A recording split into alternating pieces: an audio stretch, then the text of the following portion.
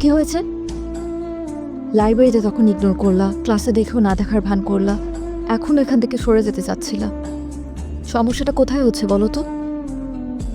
তোমার বাবা এসেছিলেন আমার সাথে দেখা করতে। উনি বলেছেন আমাদের বন্ধুত্ব যাতে আর না রাখি। দেখো ঈশা, আমি আসলে কমিটমেন্টের মূল্য দিতে চাই। আমাদের মধ্যে কমিটমেন্ট ছিল আমরা সারা জীবন একজন আরেকজনকে ভালোবাসবো। কিন্তু তোমার বাবা হঠাৎ করে আমার সামনে এসে বলল আমাদের মধ্যে নাকি কোনো ভালোবাসা নেই, যা আছে সব তোমার মোহ। একটা সময় মোহ কেটে গেলে আর ভাল লাগবে না আমাকে। দেখো ঈশা, আমাদের বিচ্ছেদ মেনে নিতে পারি, কিন্তু একসাথে থেকে আমাদের দূরত্ব আমি মেনে নিতে পারবো না। প্রত্যেকটা সন্তানের সাথে তাদের বাবা মার একটা অলিখিত কমিটমেন্ট থাকে, সেটা হচ্ছে বাবা মার জন্য যাতে তাদের সন্তান কখনো দুশ্চিন্তার কারণ না হয়। বাবা, তোমার সাথে আমার জরুরি কিছু কথা আছে। কলেজ থেকে ফিরতে সন্ধ্যা হইল কেন? কলেজ তো 5টায় ছুটি দিয়ে দেয়। কারণ আমি এতক্ষণ নদীর পাড়ে বসে ভীষণ কান্নাকাটি করেছি, আর লাইফের সব থেকে গুরুত্বপূর্ণ ডিসিশনটা নিয়েছি বাবা। ফ্রেশ হ, খাওয়া দাওয়া কর, পরে কথা বলি। না বাবা, আমার এই মুহূর্তে তোমার সাথে কথা আছে, এবং কথাটা অনেক ইম্পর্ট্যান্ট। তুমি জিতুকে কি বলছো বাবা? একজন বাবা হিসেবে যা বলা দরকার আমি তাই বলছি। না বাবা, তুমি এমন কোনো কথা বলতে পারো না যার জন্য আমার ভালোবাসার মানুষটা আমার থেকে দূরে সরে যেতে চায়, তাও শুধুমাত্র তোমার কথার সম্মান রাখার জন্য। দেখ মা, আমি তোকে কিন্তু কোনোদিন কোনো কাজে বাধা দেইনি, কারণ খুব ছোটবেলায় তোর মা আমাদেরকে ছেড়ে চলে যায়।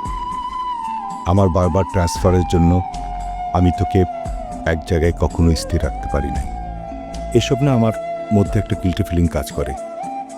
তাই বলে একটা রং মানুষকে ভালোবাসবি আর আমি সেটা মেনে নেব, এটা তুই ভাবলি কি করে? জিতু তো রং মানুষ না বাবা, বরং তুমি তাকে রং ওয়েতে দেখছো।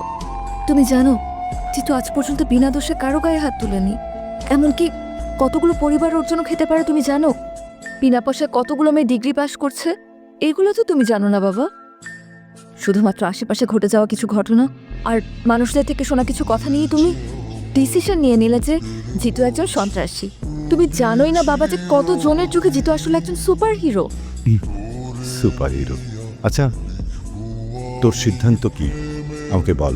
আমি কিন্তু জিতুর ব্যাপার নিয়ে তোর সাথে আর্গুমেন্টে যেতে চাই না।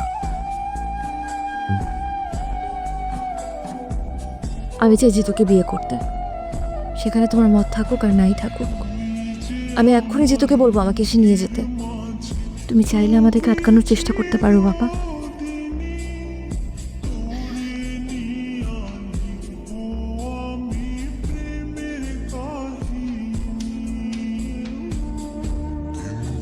আমি সিদ্ধান্ত নিছি, তোর ব্যাপারে জিতুর সাথে কথা বলবো।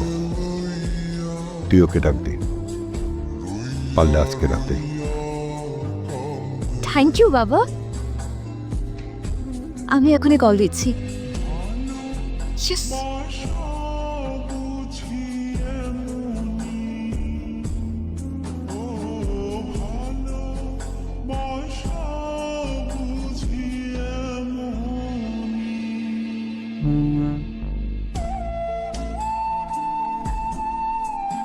হ্যালো, কোথায় তুমি? এই তো ব্যাডমিন্টন খেলতেছিলাম। আচ্ছা ওগুলো রাখো, তুমি আমাদের বাসায় চলে আসো। বাবা তোমার সাথে আমাদের ব্যাপারে কথা বলতে চায়। এখন? এখনই আসতে হবে। তুমি বরং আমাদের সাথে এসে ডিনার করো, একদম দেরি করো না। ওকে আচ্ছা ঠিক আছে, আসতেছি। ঠিক আছে।